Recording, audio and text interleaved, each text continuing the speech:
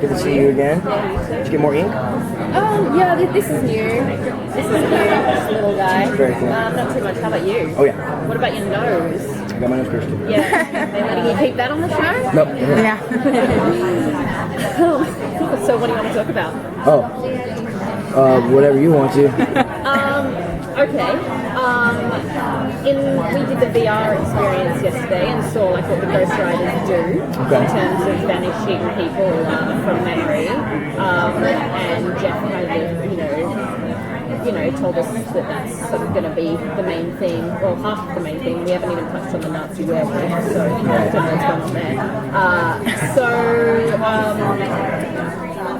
Like Scott's already had one season of being very fraught, in terms of losing his pack and losing his confidence.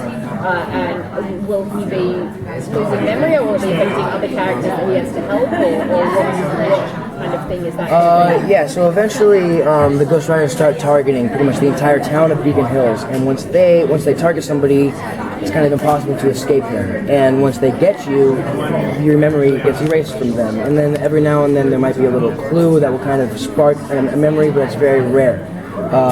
So the whole pack will deal with that kind of thing. I'm not going to say who or what happens, but what was the actual question?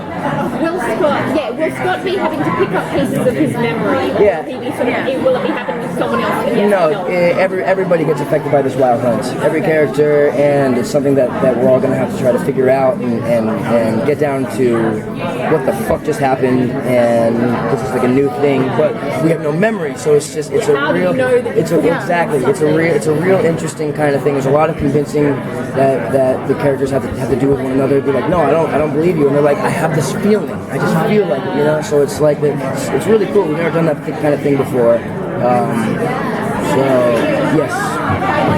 And we had been talking about how it seems like much more cerebral and it's more psychological in the way. And Scott tends to be more physical. Like he is quite intelligent and tends to try to think things through, but he's becoming more physical because of the werewolf side. Like, is he going to have to try to tamp that down and try to find ways to? Oh, absolutely. I think every single season we kind of toy with a really cerebral process where we've thrown people in ice chambers and gone into their heads, and Scott jams his claws into the back of people's necks and he goes into their heads that way. So there's always a cerebral element to it, and yes, there's a lot that Scott and everyone else will do to try to trigger those memories and really get deep into their minds to try to figure out the root of all this. So there's a lot of cool stuff that we toy with cerebral-wise, so yeah, we keep that alive. So we've heard Scott going single this coming right. season. Yes, he is. How do you think that's going to affect his relationship and his character development from here on out?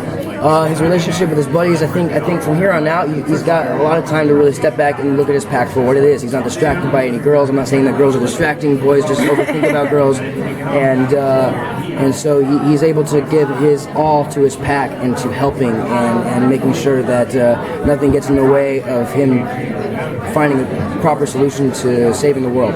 So, oh damn. Oh, no problem.